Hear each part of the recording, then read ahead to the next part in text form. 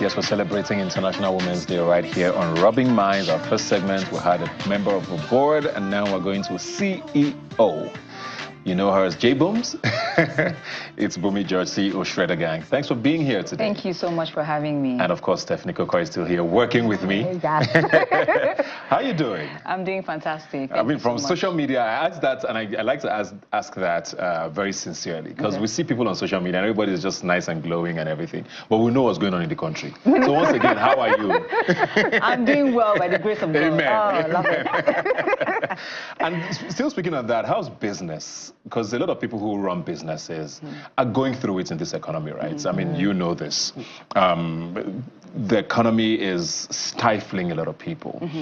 For someone like you who's gone through, you know, the years, going through all of the economics, whether it's up or down, and for a woman added to that, how have things sort of shaped up for you as things have changed? Okay, so I guess it's going to be a little bit different from other people's reality, and I'm not really going to make apologies for that. Please speak your truth. That a lot is going on in the world, and in Nigeria specifically, you know, with the recession, with the plummets in the, you know, in the dollar, everything is just crazy. But for Shredder Gang, I have found that when things are going really bad, that's when we do really well. Let me cross my leg. I can't wait for the correlation. And so I don't know, but I would say that so far 2024 has been my best year yet.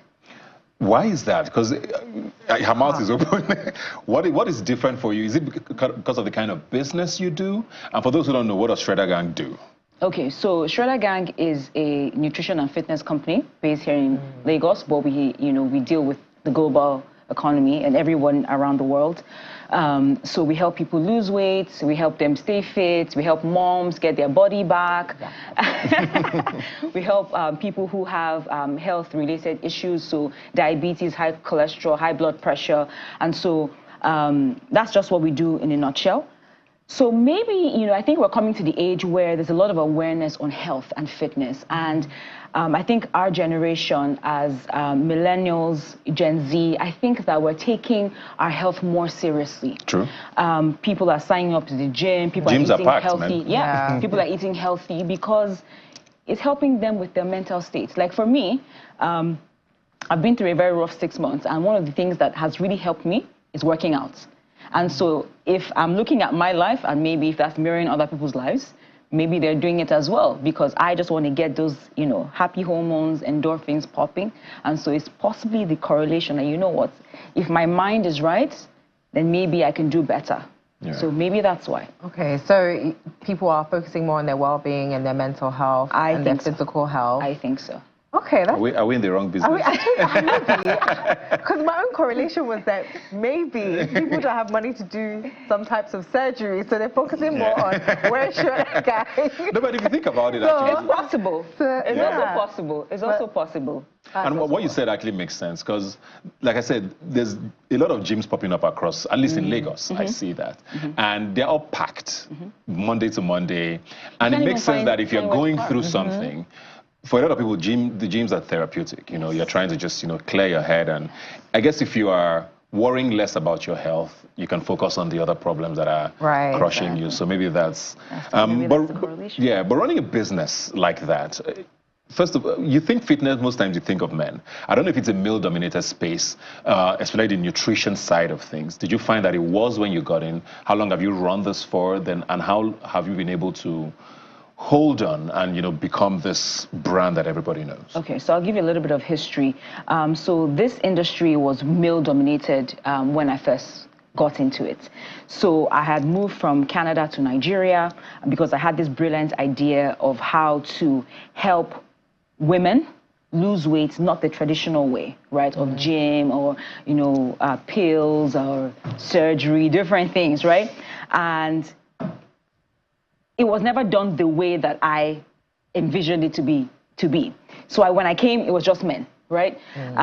But through education, through awareness, I was able to create this industry that now other women have now come for. So I'm kind of like a pioneer and the trailblazer in the industry.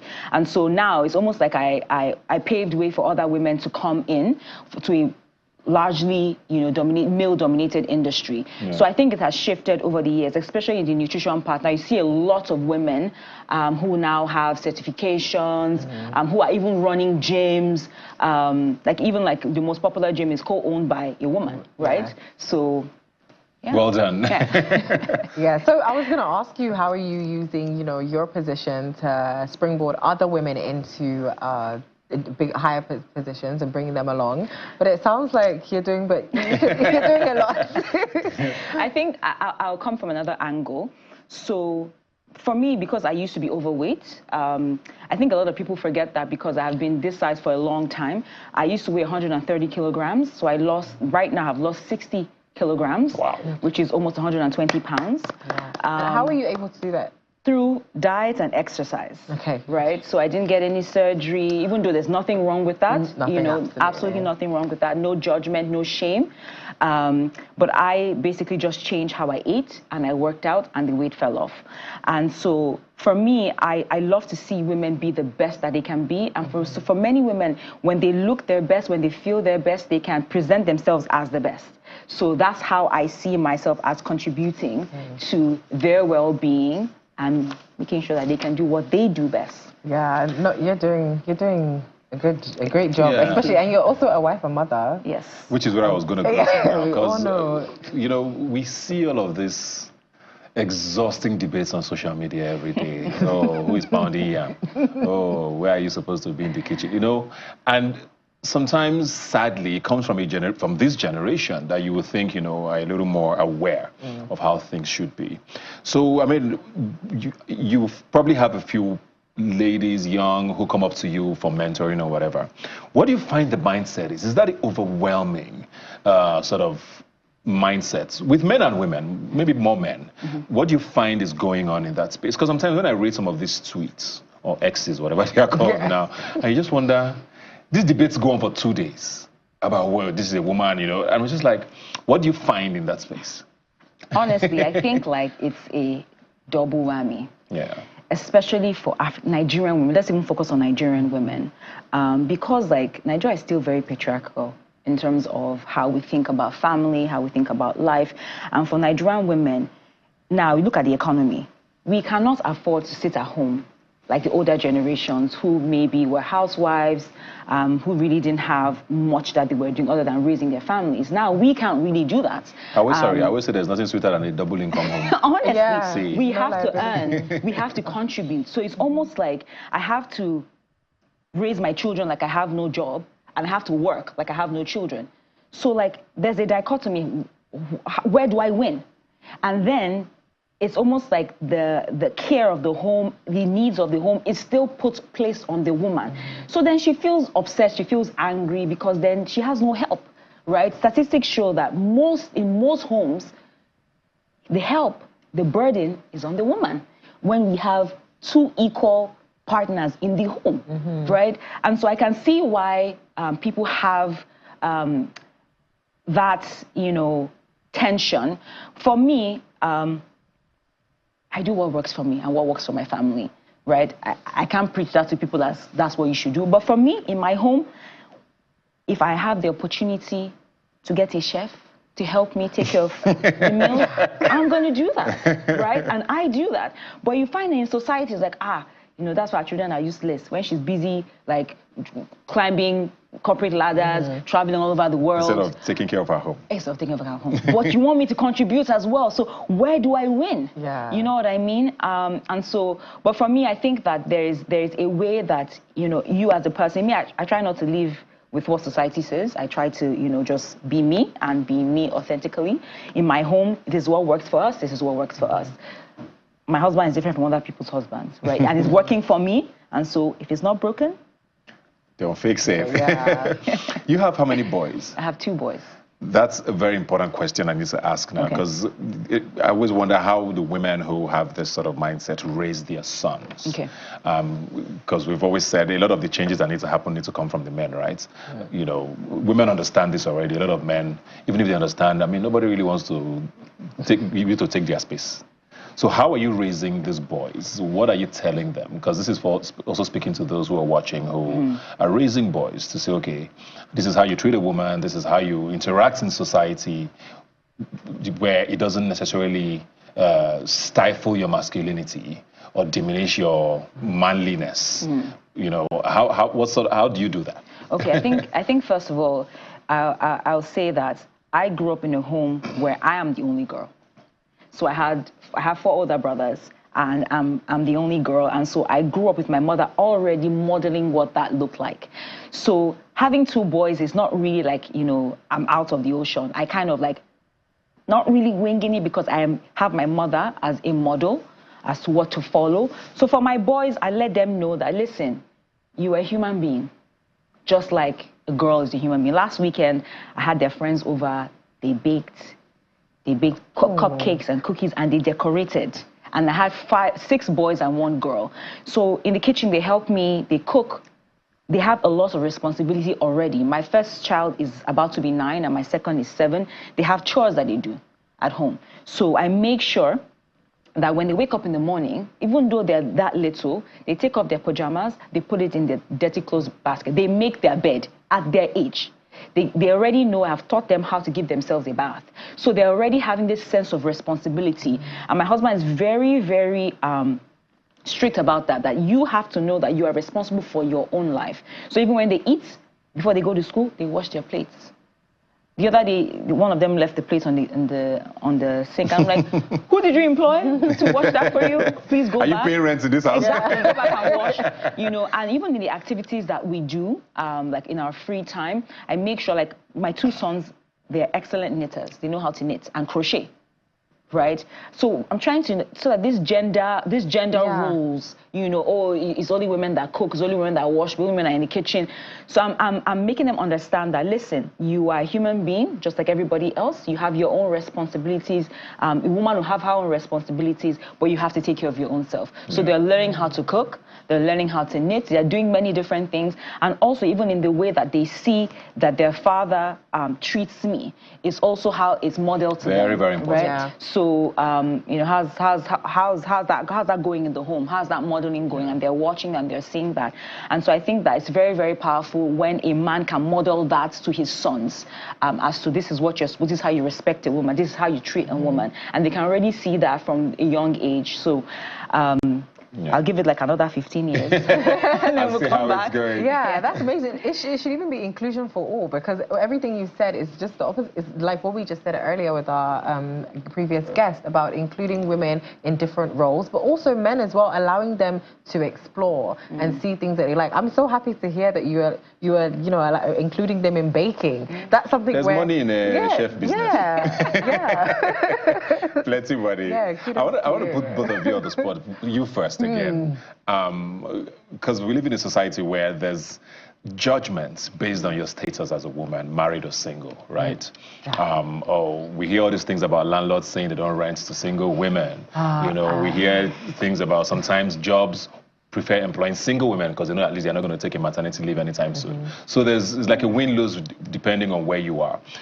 For you, for example, who's always been in the limelight for a couple of years now, you were single at the start of your time on TV, you're married now. Have there been any differences you've noticed in sort of getting work, how you're perceived, when you're networking, whatever it is? Has there been a difference? Yeah, so when I was single, everyone was more like, oh yeah, we want to employ you. You can, you know, work late, you can travel, you can do this. And I'm like, yeah, sure, I can. And, you know, the perception online is, okay, well, you're getting older now, you should get married. And it's like, okay, I'm going to get married. I got married. And then for employers, it's now like, oh, you're married. Oh, okay, you have a child. Oh, you probably can't do certain things, like you can't travel. And I'm like, who told you that? Without even asking you. Yeah, I'm like, who told you that? Or, oh, you probably can't host things at night. You know, you have a husband and a child. It's like, why are you making these assumptions for women? Do you know my husband? Do you know if he's okay with it? And even, you know, without standing, like, I'm still my own person. I can still make decisions for myself. So I feel like from an employment perspective, it has shifted a lot, where people just make a lot of assumptions for women, and they just try to sideline you from work because you are married and you have a child, whereas it becomes confusing for you because it's like, well, I thought that's what society wanted. I thought you guys wanted me to get married. You wanted to get married and go away. Once you get to a certain age, they're like, madam, all this one you're doing, will you not go and get married? You know, so it's just like women, we're just constantly battling with society, but you know, you have to do what works for you and you have to do things at your own time. So if you want to get married and you still want to work, that's possible, but you have to be able to just stand on your own 2 feet and say and be firm and say, no, I am available to do this job and I will do it to the best of my ability. It has nothing to do with my position as a wife or a mother. But saying that, they should also still understand that, you know, you're a mother. So there are, yes, things that you probably can't do, like when you are maybe breastfeeding and things like that. There should be things put in place for that. But at the same time, I'm able to do it. I'm a woman. We could do everything. So, yeah. Same with you. I'll just piggyback on what she said because I think that mine's a little bit different because I'm an entrepreneur. So so you run your things your way. Exactly. But I mean, coming into a male-dominated industry 11 years ago, I think I'll attribute it a little bit to my character as well. I have strength of character, I like to say that. And it takes a lot for me to back down. I usually don't take no for an answer. And so I'm banging on the doors until you answer me. And you're not going to say because I'm a woman. In fact, that annoys me because I'm like, why? Why am I not given the opportunity to do X, now you have Y, to Z? explain to me. Exactly. And then I will tell you why I can do X, Y, Z. And so I'll say what she said, like, don't make assumptions for us, don't make conclusions for us. We can answer for ourselves. Yeah. What do you call success? How would you define success? And do you think it's different for a woman as against a man, right? And I ask that because people always believe, oh, she's broken the glass ceiling. And some of these ceilings sometimes are things that men have done for her. You know, are those successes, you think? Where do you think the barrier for success for women should be? Do you think we're at a point where, especially in Nigeria, where maybe in certain industries you're like, okay, there's equality, but in your industry, for example, and the women you see around you, how do you think we define success? I think I'll first of all say that success is defined based on you as a person and what you think success is. So success for me might be different from what success is for Stephanie, and so that kind of like helps to shape, you know, your pursuit as well. Like just what we're talking about, inspire inclusion. So what does success look like for the woman on the road that is selling tomatoes, or for the rice harvester in the north?